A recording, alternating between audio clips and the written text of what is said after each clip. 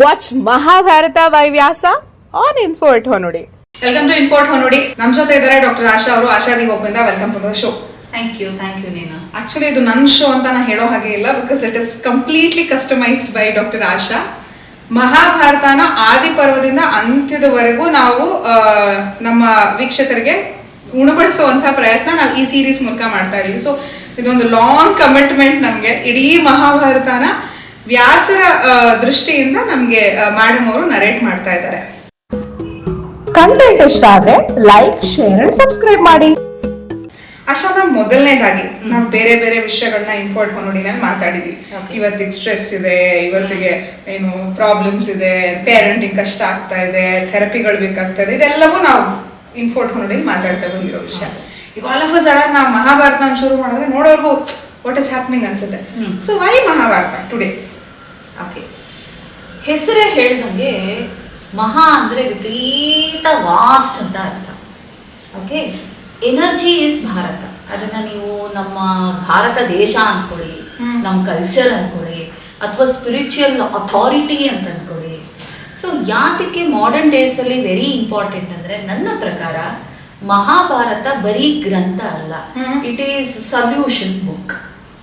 You have all solution for all kind of problems. Usually ನಾವು ಅದನ್ನ Bhagavad Gita concise ಮಾಡಿ ಬಿಟ್ಬಿಡ್ತೀವಿ. ಭಗವದ್ಗೀತೆ ಒಂದು ಓದಿದ್ರೆ ಯು ಕ್ಯಾನ್ ಲೀಡ್ ಲೈಫ್ ಅಂತ, but you are touching a bigger version of it. So complete ಆಗಿ ನಾವು A to Z ವರೆಗೂ ಸೊಲ್ಯೂಷನ್ ಕೊಡುವಂತ ಪ್ರಯತ್ನ ಯಥಾಶಕ್ತಿ. ಸೊ ಇವತ್ತಿಗೆ ಬೇಕಾ ಅನ್ಸುತ್ತೆ. ಈಗ ಆಮೇಲೆ ಹಿಂದಿನ ಕಾಲದಲ್ಲಿ ಒಂದ್ ಮಾತಿತ್ತು, ಜೀವನದ ಎಲ್ಲಾ ಜಂಜಾಟಗಳನ್ನ ಮುಗಿಸಿ ಕೊನೆಗಾಲಕ್ಕೆ ರಾಮಕೃಷ್ಣ ಅಂತ ಹೇಳೋ ಟೈಮಲ್ಲಿ ನೀವು ರಾಮಾಯಣ ಕೇಳ್ಬೇಕು, ಮಹಾಭಾರತ ಕೇಳ್ಬೇಕು, ಭಗವದ್ಗೀತೆ ಕೇಳ್ಬೇಕು, ಜಪ ಮಾಡ್ತಾ ಜೀವನ ಸವಿಸ್ಬೇಕು ಅನ್ನೋದು ಒಂದ್ ಎರ ಇತ್ತು. ಈಗ ನಾವ್ ತುಂಬಾ ಅರ್ಲಿ ಸ್ಟಾರ್ಟ್ ಮಾಡ್ತಾ ಇದೀವಿ. ಈಗ 3-4 ವರ್ಷದ ಮಕ್ಳಿಗೆ ಭಗವದ್ಗೀತೆನ ಹೇಳ್ಕೊಡಕ್ ಸ್ಟಾರ್ಟ್ ಮಾಡ್ತೀವಿ. ಕಾರ್ಟೂನ್ಗಳಲ್ಲಿ ನಮ್ಗೆ ರಾಮಾಯಣ ಮಹಾಭಾರತ ನೋಡಕ್ ಸಿಗುತ್ತೆ. So we are just introducing all sort of characters ತುಂಬಾ ಅರ್ಲಿ ಆಗಿ. ನೆಸೆಸರಿನಾ? ಖಂಡಿತವಾಗ್ಲು. ಆಕ್ಚುಲಿ ಹಿಂದಿನ ಕಾಲದಲ್ಲಿ ಮಹಾಭಾರತ ರಾಮಾಯಣ ಲೇಟ್ ಶುರು ಮಾಡಿದ್ರು ಅಂತಿಲ್ಲ.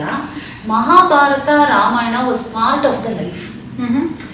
ಒಂದು ಅಜ್ಜಿ ಇರ್ಬೋದು, ಒಂದು ತಾತ ಇರ್ಬೋದು, ಭಾಗವತ ಸಪ್ತಾಹ ಮಾಡೋರು, ಆಮೇಲೆ ಮಹಾಭಾರತ 18 ದಿವಸ ಓದೋರು, ಗೀತಾ ಜಯಂತಿ ಮಾಡೋರು. So it was part of life. ಇವಾಗ ಏನಾಗೋಗಿದೆ, ವಿ ಆರ್ ಸೋ ಬಿಸಿ. ಇದೊಂದು ಪ್ರಿವಿಲೇಜ್ ಆಗ್ಬಿಟ್ಟಿದೆ. ಭಗವದ್ಗೀತೆ ಓದೋದೇ ಒಂದು ಪ್ರಿವಿಲೇಜು, ಅದರ ಅರ್ಥ ತಿಳ್ಕೊಳ್ಳೋದು ಒಂದು ಪ್ರಿವಿಲೇಜು, ಆ ಥರ. ಸೊ ನಮ್ಮ ಮಕ್ಕಳನ್ನ ನಾವು ಸ್ಟೋರಿ ಟೆಲ್ಲಿಂಗ್ ಅಂದಿದ ತಕ್ಷಣ ಮ್ಯಾಕ್ಸಿಮಮ್ ಪಂಚತಂತ್ರಲ್ಲಿ ಸ್ಟಾಪ್ ಆಗುತ್ತೆ. ಬಟ್ ಇದನ್ನು ಕೂಡ ನಾವು ಹಿಸ್ಟ್ರಿ ಅಂತ ಇಂಟ್ರೊಡ್ಯೂಸ್ ಮಾಡೋದಿಲ್ಲ. ಯಾಕಂದ್ರೆ ನಮಗೆ ಸಾಕಷ್ಟು ದ್ವಂದ್ವಗಳಿದೆ. ರಾಮ ಸರಿ ಮಾಡದ್ನ, ಕೃಷ್ಣ ಏನು ತಪ್ಪು ಮಾಡಿಲ್ವಾ, ಆಮೇಲೆ ಕೃಷ್ಣಂಗೇನು ಎಕ್ಸ್ಟ್ರಾ ಮ್ಯಾರಿಟಲ್ ಅಫೇರ್ಸ್ ಇರಲಿಲ್ವಾ. ಸೊ ಹಾಗೆ ನಮ್ಮನೆ ಮಿಸ್ಕನ್ಸೆಪ್ಷನ್ಸ್ ಭಾಳಷ್ಟು ಬೇರೂರ್ಬಿಟ್ಟಿದೆ. ಸೊ ನಿಮ್ಮ ಪ್ರಯತ್ನ ಏನಪ್ಪ ಅಂದರೆ, why I thoroughly enjoying this commitment ಅಂದರೆ, ಈ ಮಿಸ್ಕನ್ಸೆಪ್ಷನ್ ಅನ್ನೋ ಒಂದು ಕ್ಯಾಟ್ರಾಕ್ ಏನಿದೆ ಅದನ್ನು ಕ್ಲಿಯರ್ ಮಾಡಕ್ಕೆ ಹೊರಟಿರೋ ಲೇಸರ್ ಬೀಮ್. ಸೊ ಯೂಶಲಿ ಈ ಟ್ರಾಲ್ಸ್ ಎಲ್ಲ ಬಂದಾಗ ಈ ಹುಡುಗರು ಕೇಳಿರೋದು ನೆನಪಿದೆ, ಒಂದ್ ಹುಡುಗಿನ ನನ್ ಕೈಲಿ ಮೇಂಟೈನ್ ಮಾಡಕ್ ಆಗ್ತಾ ಇಲ್ಲ, ಈ 16,000 ಹುಡುಗಿನ ಮೇಂಟೈನ್ ಮಾಡ್ತಿದ್ರಂತೆ, ಕೃಷ್ಣ ಹೇಗ್ ಸಾಧ್ಯ ಆಯ್ತು?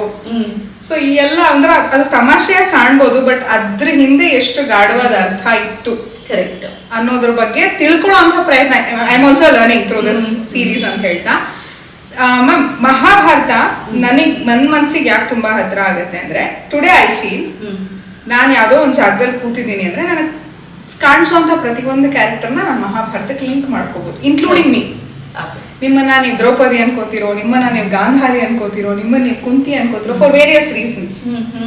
ಹಾಗಾಗಿ ನನ್ನಲ್ಲಿ ಅವಳ ಹಠ ಇದೆ ಅಂತಾನೋ, ನನ್ನಲ್ಲಿ ಅವಳ ಛಲ ಇದೆ ಅಂತಾನೋ, ಯಾವುದೋ ಒಂದಕ್ಕೆ it is easy to link. ಆಮೇಲೆ ತುಂಬಾ ಆಶ್ಚರ್ಯ ಅನ್ಸೋದು, ಇವತ್ತಿನ ಏನೋ ಶಕುನಿ ತರ ಕುತಂತ್ರ ಮಾಡ್ತಾರೆ, ಆಫೀಸ್ ನಲ್ಲಿ ಯಾರೋ ಶಕುನಿ ಇದ್ದಾರೆ ಅಂತ ಕನೆಕ್ಟ್ ಮಾಡ್ಕೊತೀವಿ.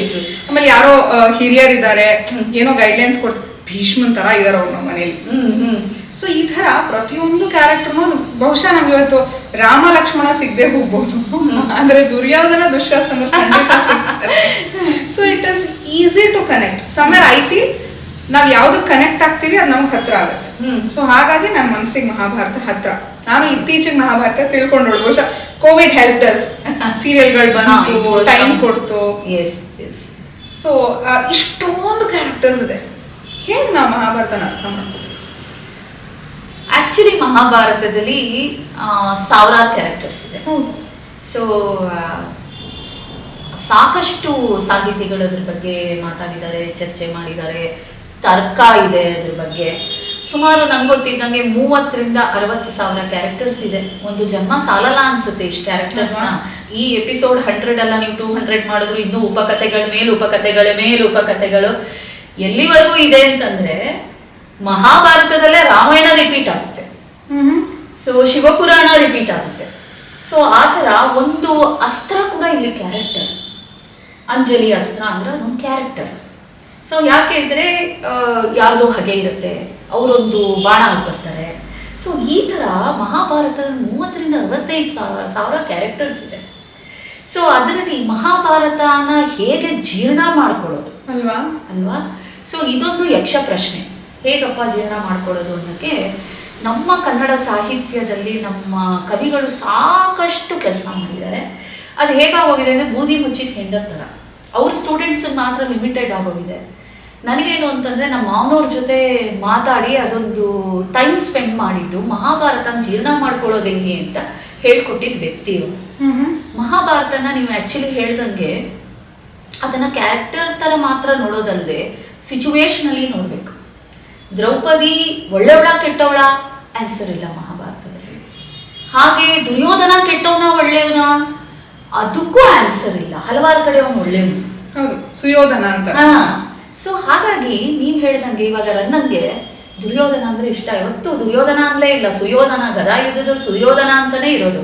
ಸೊ ಹಾಗೆ ನಮಗೆ ಯಾವ ಕ್ಯಾರೆಕ್ಟರು, ಯಾವ ಥರ ಛಲ, ಆಮೇಲೆ ಡಿಫ್ರೆಂಟ್ ಶೇಡ್ಸ್ ಆಫ್ ಛಲ ಇರುತ್ತೆ ಮಹಾಭಾರತದಲ್ಲಿ, different shades of emotions.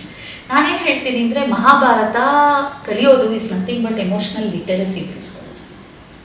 Emotional vocabulary ಇರ್ಬೋದು, ಆಮೇಲೆ ಎಮೋಷ್ನಲ್ ಕನೆಕ್ಟಿವಿಟಿ ಇರ್ಬೋದು, ಯೂನಿವರ್ಸ್ ಜೊತೆ ಸಂವಾದ ಇರ್ಬೋದು, ನಾವಿರೋ ಪ್ರಕೃತಿನ ಅರ್ಥ ಮಾಡ್ಕೊಳ್ಳೋ ರೀತಿ ಇರ್ಬೋದು, ಇದೆಲ್ಲವೂ ಮಹಾಭಾರತ ಹೇಳ್ಕೊಡುತ್ತೆ. ಓಕೆ. ಸೊ ನಾವು ತಪ್ಪು ಮಾಡ್ತಾ ಇದೀವ, ಸರಿ ಮಾಡ್ತಾ ಇದೀವ, ಒಂದ್ಸರ್ತಿ ಮಹಾಭಾರತಕ್ಕೆ ಹೋಗಿ ಅವಲೋಕನ ಮಾಡಿ ಬರ್ಬಹುದು ಅಂತ ಅನ್ಸುತ್ತೆ. ಖಂಡಿತ. ಸೊ ಇವಾಗ ಶುರು ಮಾಡೋದಾದ್ರೆ ಮಹಾಭಾರತ ವ್ಯಾಸರ ಪ್ರಕಾರ ಹೇಗೆ ಶುರುವಾಯಿತು, ಎಲ್ಲಿಂದ ಶುರು ಮಾಡೋಣ? ಆ್ಯಕ್ಚುಲಿ ಮಹಾಭಾರತನ ನಾನು ಶಾಂತನು ಆ ಕಡೆಯಿಂದ ಶುರು ಮಾಡಲ್ಲ. ಇವತ್ತು ಆದಿಪರ್ವ ತಗೋತೀನಿ, ಯಾಕಂದರೆ ಮಹಾಭಾರತದ್ದು ಅಸ್ತಿತ್ವ ಗೊತ್ತಾಗಬೇಕು. ಇವಾಗ ಒಂದು ಸ್ವೀಟ್ ನಾವು ತಿನ್ನಬೇಕು ಅಂತಂದರೆ ಸಿಹಿದು ಬೆಲೆ ಗೊತ್ತಿರಬೇಕು ನಮಗೆ. ಹಾಗೆಯೇ ಮಹಾಭಾರತದ ಬೆಲೆ ಗೊತ್ತಾಗೋದೇ ಆದಿಪರ್ವದಿಂದ. ಸೊ ನನ್ನ ಕತೆ ಪರೀಕ್ಷಿತ ಮಹಾರಾಜನಿಂದ ಶುರು ಆಗುತ್ತೆ.